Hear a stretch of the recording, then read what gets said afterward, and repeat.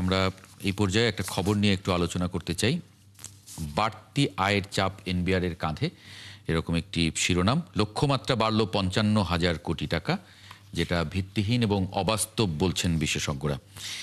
মূলত আইএমএফ এর প্রেসক্রিপশনেই এটি করা হয়েছে, এমনটি বলছেন বিশ্লেষকরা।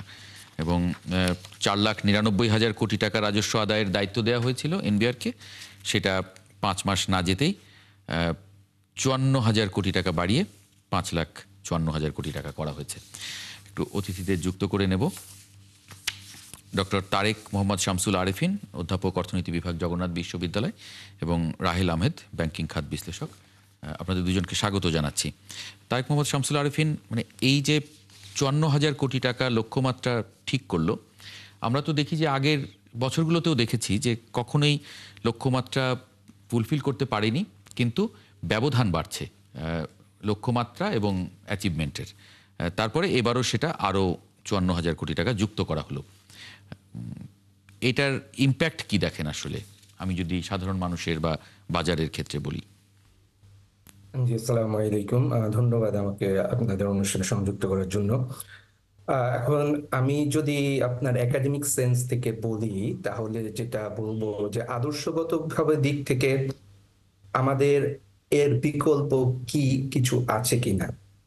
আমাদের আদর্শগত ভিত্তি এবং বাস্তবতা দুটো ভিত্তি থেকে এই জিনিসটাকে আমাদের দেখতে হবে।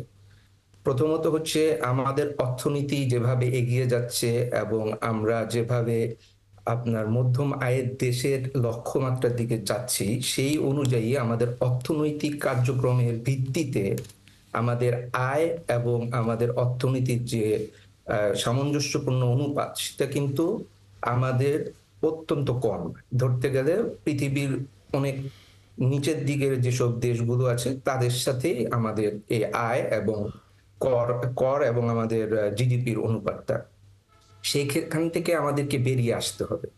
এখন আমরা কত দ্রুত বেরিয়ে আসব, কিভাবে বেরিয়ে আসব, সেইটা নিয়ে আমাদের মতভেদ, আমাদের চিন্তা ভাবনা ভিন্ন থাকতে পারে। কিন্তু এ থেকে বেরিয়ে আসে, অর্থাৎ আমাদের যে ট্যাক্স এবং জিডিপি রেশিওটাকে বাড়াতে হবে, এখানে কোনো ভিন্ন মত নেই, এটার কোনো বিকল্প নেই। এখন আইএমএফ আমাদের যেভাবে তারা প্রেসক্রিপশন দিয়েছে, সেটাকে আমরা নানা রকম ভাবেই আমরা মতামত দিই। অনেক সময় রাজনৈতিক ভাবে আমরা এটাকে অনেকটা নেগেটিভ সেন্সে দেখি, কিন্তু আইএমএফ আমাদের জুলাই বিপ্লবের পরে আমাদের অর্থনৈতিক যে সংস্কার বা অর্থনৈতিক যে স্ট্যাবিলিটি, সেখানে আইএমএফ এর লোন এবং আইএমএফ এর সম্পৃক্ততা কিন্তু অনস্বীকার্য। এছাড়া আমাদের পক্ষে অর্থনীতির যে শক ছিল বা কিন্তু তারা তো মানে শেষ তথ্য হচ্ছে, তারা বলেছে যে নির্বাচিত সরকারের এলে তারপরে তারা ওই মানে কিস্তিটা ছাড় করবে। এবং আরেকটি জিনিস একটু যদি আমি এখান থেকে পড়ি, অতিরিক্ত এই অর্থ সংগ্রহে লক্ষ্যমাত্রা বাড়ানো হয়েছে প্রধান ৩টি খাতেই। এর মধ্যে আগের চেয়ে সর্বোচ্চ 11.5% বেশি আয়ের লক্ষ্য আমদানি রপ্তানি শুল্ক থেকে। আমদানি রপ্তানি শুল্ক, আমরা জানি যে এখন অর্থনীতি কিছুটা স্থবির আছে, অনেকগুলো সূচকই নিম্নমুখী, বিশেষ করে আমদানি রপ্তানি সূচকও নিম্নমুখী আছে, ক্যাপিটাল মেশিনারিজ এগুলোর নিম্নমুখী আছে। সেই অবস্থায়, নিম্নমুখী থাকা অবস্থায় 11% বেশি আদায়, এগুলো তো আসলে জনগণের উপরে গিয়ে পড়বে না শেষ পর্যন্ত? জি, আমি আপনার এই জিনিসটাকে একটু অন্যভাবে একটু ব্যাখ্যা করতে চাই। সেটা হচ্ছে যে আইএমএফ আমাদেরকে যে লোন দিয়েছে, তারা স্বাভাবিকভাবে তারা দেখতে চাবে তাদের লোনটা যেন তারা এখান থেকে ফেরত নিতে পারে। এখন তাদের লোন ফেরত নেওয়ার জন্য সরকারের আয় কোথা থেকে এই লোন তাদেরকে ফেরত দিবে, সেই প্রেক্ষিতে তাদের নিজস্ব কিছু আপনার হোমওয়ার্ক থাকে। তারা জানে যে প্রত্যক্ষ কর যদি তারা বাড়াতে পারে সরকারের, তাহলে সেখান থেকে তাদের লোন ফেরত পাওয়াটা অনেকটা সুনিশ্চিত থাকে। এখন আপনার অন্য যে বিষয়টা আপনি বললেন সেখানে আসি, যে এই যে টার্গেটটা ফিক্স করা হয়েছে, আইএমএফ ও আমি জানি যে তারাও ভালো করে জানে যে এই টার্গেটটা বাংলাদেশ সরকার, বর্তমান ইন্টারিয়াম সরকার ফিল আপ করতে পারবে না। কিন্তু তারপরও তারা কেন এই টার্গেট নিয়ে কথা বলে? কারণ তাদের একটা লং রান একটা ভিশন থাকে, যে তারা এই টার্গেট অনুযায়ী প্রেস আপ করে যে আপনার সিস্টেমটা, কাঠামোটা যাতে মোর সেই দিকে মুভ করে। এখন সেইটাকে তো আপনি বলতে পারেন যে ওয়ান সর্টস অফ আপনার রিফর্ম প্রেশার টাইপ থিংস, এগুলো মানে যে তারা আপনাকে একটা কাঠামোগত বলবে। আচ্ছা, মানে এবং লং টার্মে জি যাতে যাতে আমরা এফিসিয়েন্সিটা বাড়াতে পারি। মাসুদ কামাল, এটা অনেকটা জি ওই মার্কেটিং বসের মতো, একটু বাড়তি করে দিয়ে দেয়া, এবং যাতে যতটুকু অ্যাচিভ করতে পারলো বাড়তি, সেটাই আসলে লাভজনক। এটা হয় কি যে কর সম্পর্কে একটা কথা বলা হয় না যে ছোট মাছগুলি ধরা পড়ে আর বড় মাছগুলি জাল ছিঁড়ে বেরিয়ে যায়, তাই না? এখন আমাদের কর ব্যবস্থাপনা কিন্তু অনেকটা এরকম। আপনি দেখবেন, আমার তো প্রায় আমরা দেখতাম কিন্তু এক জর্দা ব্যবসায়ী ব্যক্তিগতভাবে সবচেয়ে বড় করদাতা হয়। ভদ্রলোক মারা গেছেন। ভদ্রলোক মারা গেছেন, মারা যাওয়ার পরে এখন যে কোন ব্যবসায়ী আসবে আমরা জানি না। অথচ আপনার এই যে এত বড় বড় ব্যবসায়ী আছে, এরা সবাই কিন্তু তাদের মানে কর মানে নানা রকম ক্যারিকেচার করে কিন্তু ফাঁকি দিচ্ছে। এটা কি সরকার বুঝে না? সরকার বুঝে না? আমি আপনি সন্দেহ করতে পারি সরকার এত এত লোক আছে বোঝে না, বোঝে। এবং তারা বোঝে বলেই কর আদায়ের জন্য যারা দায়িত্বপ্রাপ্ত ব্যক্তি, তাদের বাড়ি গাড়ি ব্যাংক ব্যালেন্স বিদেশে বাড়ি টাড়ি এগুলো হয়ে যায়। এটা সবাই জানে, যত কর আছে সব এভাবে জানে। ভ্যাট যারা তুলে, ভ্যাট ইন্সপেক্টর যারা আছে, কিভাবে চিনে জানে। আমি একবার, বুঝলেন, ছোট্ট ঘটনা বলে এনে প্রফেসর সাহেব আসেন, ওনার কথা আমি শুনতে চাই, আসলে বেশি বলতে চাই না। আমি একবার কি আল্লাহ মানে কি মাথার মধ্যে ঢুকাইছিল, একটা রেস্টুরেন্ট ব্যবসার সঙ্গে জড়িত হয়েছিলাম, অনেক আগের কথা, আজকে থেকে ধরেন আপনার প্রায় মানে 20 বছর আগের কথা। ওইখানে যে আমি বুঝছি যে ভ্যাটের কি ক্যারিকেচার। আমি যে প্রথম বললাম আমি কোনো রকম ভ্যাটের যেন চুই টুই না হয়, একটা মেশিন কিনে আনলাম অনেক টাকা টোকা দিয়ে। পরে আমাকে যারা যারা কর্মচারী আসলে বললো যে স্যার এভাবে করলে পরে আপনি জীবনে ব্যবসা করতে পারবেন না। ভ্যাটের লোক এসে বসে থাকে, তাদেরকে টাকা, তারা বলে যে ওই মেশিন যদি থাকে তোমরা তো শেষ করতে পারবো না। তো এই হলো যে বাস্তবতা ভাই, এটা কে না জানে, এটা ওপেন সিক্রেট, সবাই জানে। মানে ওরা বলতেছে ভাই আপনি যে এই লাইনে যতগুলি রেস্টুরেন্ট আছে একমাত্র আপনারা এটা এরকম করেন, আর তো কেউ করে না। আপনি যত টাকা ভ্যাট দেন তার 3 ভাগের 1 ভাগ ভ্যাট আপনাকে দিতে হবে না। আপনি আমাকে যা দিবেন এটা সহ সব মিলে 3 ভাগের 1 ভাগ হবে না। শেষ পর্যন্ত আমি কিন্তু হার মানছি, এটা রিয়েলিটি। কারণ আপনার প্রোডাকশন কস্ট বেড়ে হচ্ছে যাচ্ছে, না তো, আমার ব্যবসা চলতেছে না তো, খাবারের দাম বেড়ে যাচ্ছে। আমার কাস্টমার বলে এই এত টাকাতে খেলাম, ভ্যাট কেন? ওরা ভ্যাট দিতে চায় না কিন্তু। মানে কি একটা যন্ত্রণা ভাই, এটা কে না জানে? কে না জানে বলেন আপনি?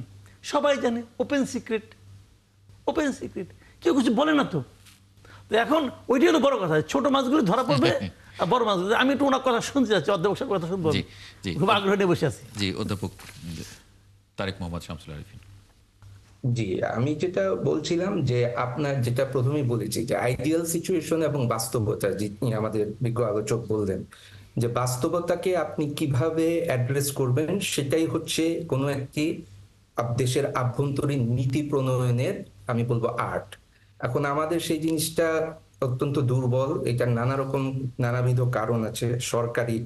সরকার আপনি অনেক রিফর্ম, আপনি যদি দেখেন যে আমাদের জুলাই পরবর্তী পরে আমরা এনবিআর এর রিফর্ম একটা চেষ্টা করেছিলাম, সেই রিফর্মটা নিয়ে নানা রকম মতামত আছে, এক একজন এক এক রকম মত দিয়েছেন। একটা পর্যায়ে সেটা একটা আন্দোলনের পর্যায়ে গিয়ে কিন্তু রিফর্মটাকে আপনার বাধাগ্রস্ত হয়ে পড়েছিল।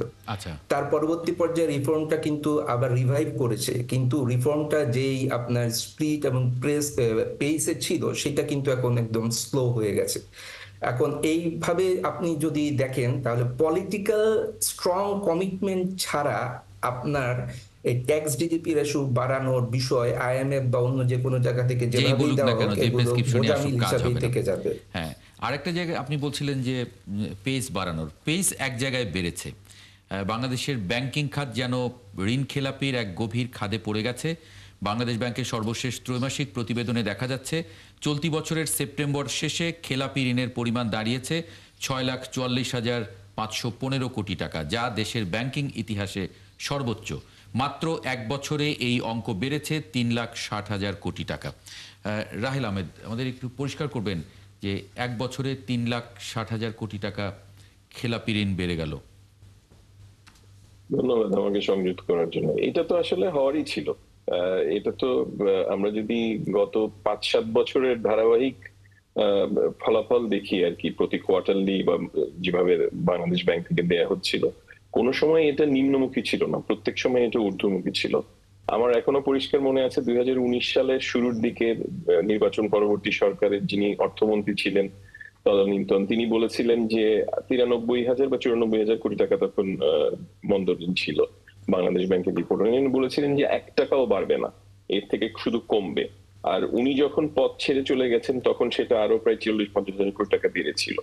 আর এখন আমরা গত 1 বছরে যেটা দেখতে পাচ্ছি, এইটা স্বাভাবিকভাবেই আমরা যেটা জানি, আইএমএফ এর কিছুটা প্রেশার তো অবশ্যই আছে, এবং বাংলাদেশ ব্যাংকের যে কাঠামোগত পরিবর্তনের কাজ চলছে বা রিপোর্টিং এর ক্ষেত্রে যে রিফর্মস এর কাজ চলছে, যে কোনো কিছু লুকানো হবে না বা কোনো তথ্যের বিকৃতি হবে না। বাংলাদেশ ব্যাংকের মাননীয় গভর্নর যেটা প্রতিশ্রুতি দিয়েছেন যে সমস্ত তথ্যাদি উপাত্ত যা আছে সবকিছু সঠিকভাবে বলা হবে, এবং ব্যাংকগুলোর উপরে যথেষ্ট পরিমাণ প্রেশার আছে যে কোনো কিছু না লুকানোর জন্য। মানে লুকানো বলতে আমি বুঝাচ্ছি যে একদম প্রপার রিপোর্টিং, যেটা যেভাবে আপনার ওভারডিউ অথবা সাবস্ট্যান্ডার্ড অথবা মন্দ ঋণের যে ক্লাসিফিকেশন গুলো আছে সেইভাবে যাতে রিপোর্টিংটা হয়, সেই রিপোর্টিং গুলা এখন সঠিকভাবে হচ্ছে। যারা কার্পেটের নিচে জিনিসপত্র লুকিয়ে রেখেছিল তাদের সবকিছু এখন বাইরে আসছে। এই কারণে তো আমরা বেশ কিছু ব্যাংকেও দেখতে পাচ্ছি যে ব্যাংকগুলোকে এখন এক একটা ব্যাংকের 84, 85, 96% মন্দ ঋণ, এখন সেগুলোকে নিয়েও কাজ চলছে। মানে এগুলো ফেরত আসার সম্ভাবনা কতটা? একটা বিরতি নিয়ে আপনার কাছে একটু ফিরতে চাই, কারণ এই অঙ্কটা অনেক বড়, প্রায় দেশের 1 বছরের যে বাজেট সেই বাজেটের কাছাকাছি বা সমপরিমাণ। টোটাল লোন পোর্টফোলিওর 1/3 আমাদের এখন ব্যাংকিং সেক্টরের টোটাল লোন পোর্টফোলিওর 1/3 এরও বেশি। জি, এটা আসলে কতটা বিপজ্জনক একটু যুক্ত করে নেই।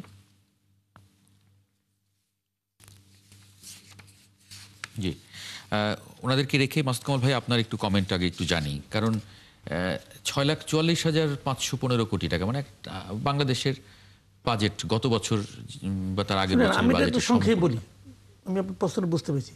খেলাপি ঋণ বাড়বে এখন, এটা কিন্তু অস্বাভাবিক কিছু না, কারণ এর আগে ব্যবসাগুলি কে করতো? সব বড় বড় ব্যবসা, বড় বড় লোন কে নিছে? আওয়ামী লীগের লোক নিছে, এরা সব পলাইছে। তো এরা যখন চাইলেও ঋণের কিস্তি দিতে পারবে না, না যে সব খেলাপি হয়ে যাবে। কিন্তু খেলাপি ঋণ বাড়ে নিয়ে কিন্তু অত বেশি আতঙ্কিত হওয়ার কিছু নাই, মানে এটাই স্বাভাবিক। এখন কোশ্চেনটা হলো সরকার এটা কিভাবে হ্যান্ডেল করবে, সেটা ওনাদের কাছে শুনি। জি, আমি ছোট করে বললাম। কার কাছে? রাহেল আহমেদের কাছে জানি।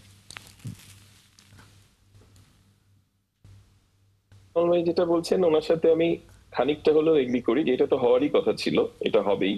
উনি একটা কারণ বলেছেন, সেই কারণটা যেরকম আছে সেরকম পাশাপাশি আরেকটা কারণ হচ্ছে আমি একটু আগে যেটা বলছিলাম যে রিপোর্টিং এর ক্ষেত্রেও আগে অনেক কিছু একটু অন্যভাবে করা হতো, সেটা এখন সঠিকভাবে সঠিক পদ্ধতিতে করা হচ্ছে। বাট এইখানে একটা জিনিস, দুটো জিনিস আমি একটু ছোট্ট করে বলে রাখি যে যে জায়গাটায় ইম্প্যাক্টটা আসবে। একটা হচ্ছে আমাদের ব্যবসায়, আমরা অর্থনীতির স্থবিরতার মধ্যে আছে, আমরা সবাই বলছি। ব্যবসায়ীদের একটা জোরালো দাবি আছে যে কস্ট অফ বড়োয়িং, ওনাদের যেটা লোনের প্রাইসিংটা যাতে কমিয়ে নিয়ে আসা হয়, বিকজ এখন 13-14-15% লেভেলে একটা ইন্টারেস্ট রেট আছে। এখন এটা কমিয়ে আনতে গেলে আপনি যখন ব্যাংকের দিকে তাকাবেন, ব্যাংকের যখন মন্দ ঋণ অনেক বেশি থাকবে তখন তার কিন্তু ওইটার একটা চাপ আছে, এবং ওইটার লোন প্রাইসিং এর ক্ষেত্রে একটা ফ্যাক্টর হিসেবে কাজ করে, বড় রকমের ফ্যাক্টর হিসেবে। তো সেই ক্ষেত্রে এই ঋণের সুদের হার কমিয়ে আনাটা খুবই বড় একটা চ্যালেঞ্জ হবে ওভারঅল ব্যাংকিং সেক্টরের জন্য। সেকেন্ড, আরেকটা জায়গায় যেটা হবে, আমাদের একটা বৈদেশিক বাণিজ্যের ব্যাপার থাকে, এবং বৈদেশিক বাণিজ্যের ক্ষেত্রে বিদেশের যে ব্যাংকগুলো আছে তাদের এলসি কনফার্মেশন থেকে শুরু করে বিভিন্ন রকমের তাদের সঙ্গে আমাদের সম্পর্কের কিছু জায়গা আছে। সেই জায়গাটায় তখন তারা কিন্তু প্রতিনিয়ত আমাদের এই ব্যাংকিং সেক্টরটাকে পর্যবেক্ষণ করছে, এবং ওনারা যখন দেখছেন যে দেশে 61টি ব্যাংকের মধ্যে একটা বড় রকম সংখ্যক ব্যাংক বেশ দুর্বল অবস্থার মধ্যে দিয়ে যাচ্ছে, সামগ্রিকভাবে ব্যাংকিং সেক্টরে 1/3 আপনার নন পারফর্মিং লোন রিপোর্ট হচ্ছে এবং উত্তরোত্তর এটা বৃদ্ধি পাচ্ছে, তখন কিন্তু তাদেরও ওই যে কনফার্মেশন প্রাইসিং, এমনিতেই বাংলাদেশের কনফার্মেশন প্রাইসিং এলসির ক্ষেত্রে সবচেয়ে বেশি এই সাউথ এশিয়া বা এই জোনের মধ্যে। এই ক্ষেত্রে কিন্তু আরো ভবিষ্যতে তাদের যে ঝুঁকি নেয়ার যে জায়গাটা, যে আমি বাংলাদেশের ব্যাংকিং সেক্টরের উপরে কতখানি ঝুঁকি নেব, সেই জায়গাটাতে কিন্তু সেটা সংকুচিত হবে। এমনিতেই আমাদের রাজনৈতিক পরিবর্তনের পরে স্বাভাবিক কারণে, এটা কোনো অস্বাভাবিক কিছু না, পৃথিবীর যে কোনো জায়গায় এটা হয়ে থাকে, এই ধরনের আমরা আমাদের ব্যাংকিং পরিভাষায় এটাকে কান্ট্রি লিমিট বলি, সেই জায়গাটা কিন্তু অনেকখানি সংকুচিত হয়েছে গত 5ই আগস্টের পর থেকে। আস্তে আস্তে এটা যখন একটা একটা স্বাভাবিক অবস্থা চলে আসবে, তখন গিয়ে সেটা প্রসারিত হওয়ার কথা। কিন্তু ব্যাংকিং সেক্টরে এখন যেই পরিমাণ নন পারফর্মিং লোন দেখা যাচ্ছে, তাদের সেই ব্যাংকগুলো কিন্তু বাংলাদেশের এই ব্যাংকিং সেক্টরের উপরে রিস্ক নেওয়ার ক্ষেত্রে 2 বার 3 বার করে চিন্তা করবে। যে আগে 100 টাকার ব্যবসা করতো, হয়তো এখন বলবে আমি 30 টাকার ব্যবসা করব। ঠিক। ডক্টর শামসুল আরিফিন, দেশে এখন প্রায় 35% ঋণ নন পারফর্মিং, এটা মানে অর্থনীতির জন্য কতটা সংকট? আমার সহ আলোচক যারা বললেন, আমি মাসুদ কামাল ভাই ওনারটা থেকেই বলতেছি, যে উনি যেটা স্বাভাবিক বললেন, আমি বলবো যে অ্যাকচুয়ালি এটা কিন্তু একটা পজিটিভ সাইন। তার কারণ হচ্ছে যে আমাদের ইন্টারিয়াম গভর্নমেন্ট আমাদের ফাইন্যান্সিয়াল সেক্টর স্ট্যাবিলিটি নেওয়ার জন্য যে যে নীতিগুলো নিয়েছে, সেই নীতিগুলো যে কার্যকর হচ্ছে, তার কারণেই কিন্তু আমরা অ্যাকচুয়াল সাইজটা দেখতে পাচ্ছি। অনেকটা আমি যদি উদাহরণ দিয়ে বলি, আপনার জ্বর হয়েছে, আপনি একটা টেম্পারেচার মাপতে পারলেন, কিন্তু আপনি যখন মোর ডায়াগনোসিসে যাবেন, আপনি দেখতে পারলেন যে আপনার একটা ডেঙ্গু বা সামথিং এলস। ঠিক এই যে আপনার আমাদের নন পারফর্মিং লোনের সাইজটা, আকারটা বের হয়ে আসছে, এটা অ্যাকচুয়ালি আমাদেরকে দেখাচ্ছে যে আমাদের ফাইন্যান্সিয়াল সেক্টরের স্ট্যাবিলিটি আনার জন্য আমাদেরকে কি পরিমাণ ডিপলি কাজ করতে হবে। এবং সেই জন্য আমি বলবো যে এটা কিন্তু একটা পজিটিভ সাইন, যে আমাদের মনিটরিং, সার্ভিলেন্স, এই দুটো জিনিস খুব ইমপ্রুভ করেছে। এবং এই দুটো জিনিস যখন ইমপ্রুভ করে, তখন ডেফিনেটলি আপনি খুব দ্রুতই স্ট্যাবিলিটিতে চলে যাবেন। কিন্তু এখানে একটা বিষয় আমি বলবো, যে আমাদের নির্বাচন যেহেতু সামনে আছে, আমি একটা ছোট্ট উদাহরণ দিয়ে বলি। কোনো একটা বড় গ্রুপ আপনার 4-5 বছর আগে তাদের যে মালিক, তাকে 121 কোটি টাকার মতো আপনার জরিমানা করা হয়েছিল। তো উনি যেটা দেখলেন যে 121 কোটি টাকা উনি জরিমানা না দিয়ে উনি 1.5 মাস বা 3 মাস যদি জেলখানায় থাকেন, তাহলে তিনি ওইটা থেকে বের হয়ে যেতে পারবেন।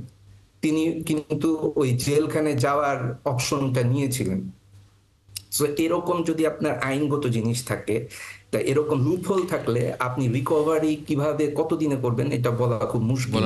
আইন এবং এনফোর্সমেন্ট আপনি জোরালো না করলে এটা রিকভারি করা মুশকিল। আর যেহেতু নির্বাচন সামনে আছে, অনেক জায়গায় আপনি দেখবেন যে অনেকে যদি নির্বাচন না থাকতো, আরো দ্রুত হয়তো নিজেরা চেষ্টা করতেন তাদের ব্যবসাকে বাঁচিয়ে রাখার জন্য বা রিস্টার্ট করার জন্য, কিন্তু এইটার জন্য তারা স্টপ হয়ে থাকতেন।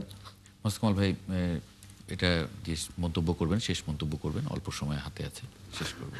না, হাতে আমি আসলে কি, আমি আসলে অর্থনীতি ভালো বুঝি না, তো আপনি লক্ষ্য করবেন আমি কিন্তু এক কথা বলে কিন্তু ওনাদের কাছে ছেড়ে দিচ্ছি, কারণ আমি অর্থনীতি ভালো বুঝি না।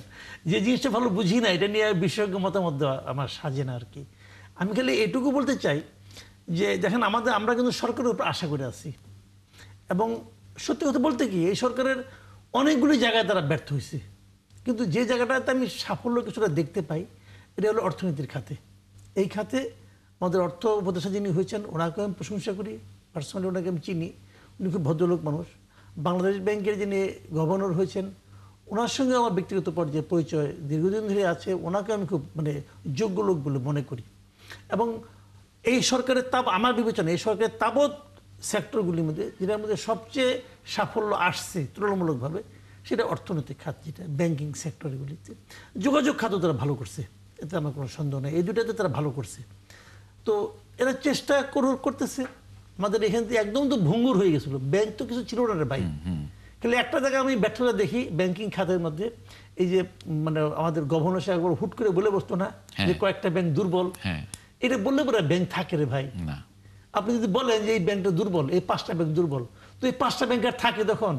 তো এই জায়গাটা আমি ওনার কাছ থেকে এই ধরনের মন্তব্য আশা করিনি, সুইপিং কমেন্টটা যা করছে, তারপরে কিছু করে না, তারপরে ঘুরে দাঁড়াক, এটা আমরা চাই। কারণ অর্থনীতি ঠিক মতো দাঁড়ালে না অনেক কিছু ঠিক হয়ে যায়। আমি যদি আজকে বাজার করতে না পারি, তাহলে কিন্তু আমার মধ্যে রসিকতা বাইরে না ভাই, হাসিও আসবে না, এবং সংসারে অর্থনীতির সবকিছু চালিকা শক্তি আসবে, শান্তিও আসবে না। তো এটা ভালো হোক, এটা আমরা কামনা করি, এবং এই সরকার ভালো করছে।